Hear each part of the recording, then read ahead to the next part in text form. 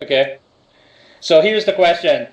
Victor, please clean up the misunderstandings and myth that have developed over hundreds and thousands of years about the two magical spots in men and women.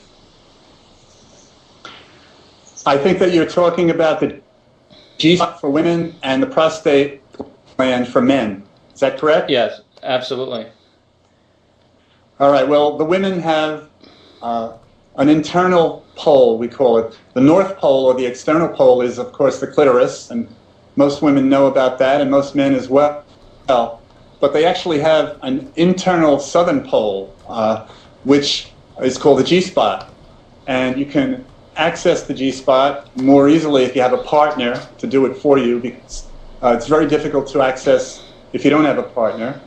It's on the ceiling of the vagina, a woman's vagina, around 12 o'clock. If the vagina was a clock and 12 o'clock would be toward the navel, then the G-spot would be in the ceiling of the vagina toward the front in the first inch inward. And that is where women can actually experience much deeper orgasms than the clitoral orgasms, which many women think is their highest option.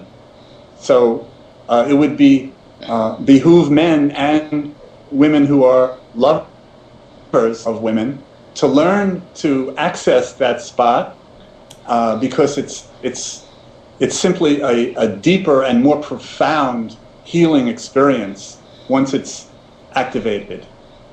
The male G-spot is the prostate gland, and most men are as yet unaware that, except for the penis, the prostate gland, which can be accessed through the anus, is the most orgasmic area in the male body. Now, gay men understand that. Gay men who have anal sex have known for years and years and years what a turn-on it is to have that prostate gland titillated.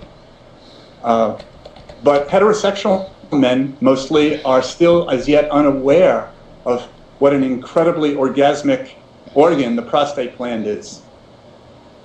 Now, years ago, doctors used to make home visits, and if you're old enough to remember that, oftentimes they would actually perform a prostate massage for men. It was part of the routine of a medical checkup, but it has long since been eliminated. Medical doctors now are much too shy and scared to go there.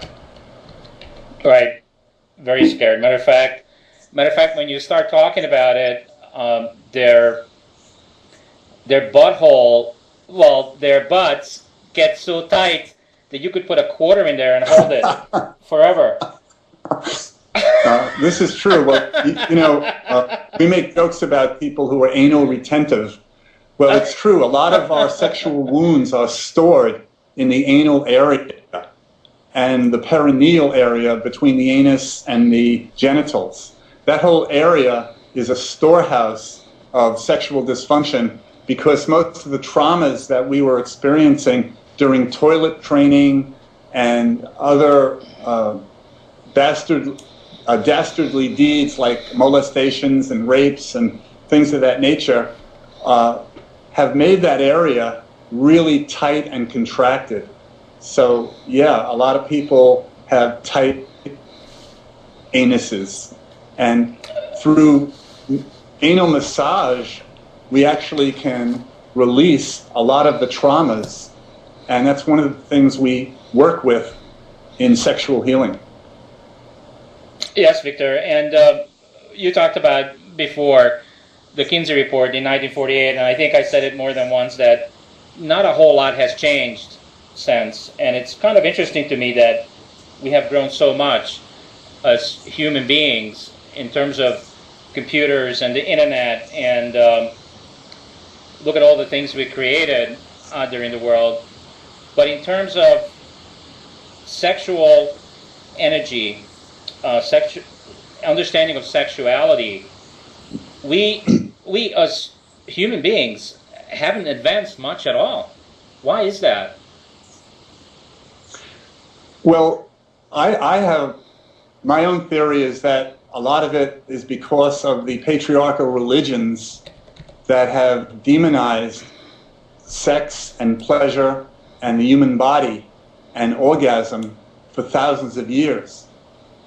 For some reason, early on in the churches of the world, they found it in their interest to try and manipulate their followers by saying that sex is sinful, sex is dirty, orgasm will lead you to hell and damnation.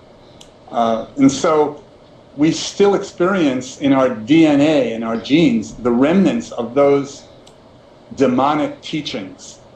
And so we live in an age when there's a lot of sexual repression still all over the world.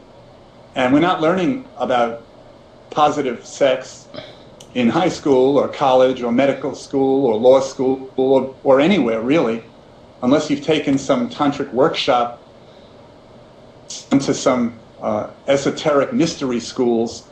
You don't learn this. Nobody's teaching it. And so everybody goes on, generation after generation, having bad sex. Wow, that's amazing. It's one of the most pleasurable things that we can experience here on the planet, and look at how we treat it. That is just mind-boggling to me. It doesn't compute. I mean, we are putting out this show on a whole bunch of networks, and I'm watching a whole bunch of those chat rooms, and we have people coming and going, and as soon as they hear what we're talking about, they're leaving so quickly. It's like, oh my God, what are these people talking about? I can't be with that. Well, you know, as a tantra teacher, I've had to experience that for years and years and years. People are either unwilling or unable to listen to this stuff because they're so programmed against it. And it's really a sad situation. Right. Well,